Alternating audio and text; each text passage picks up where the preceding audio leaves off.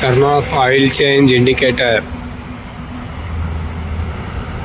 Switch off the key.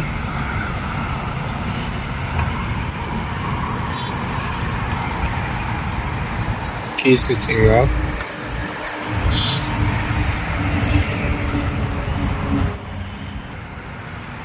Press and hold this switch and turn on the key.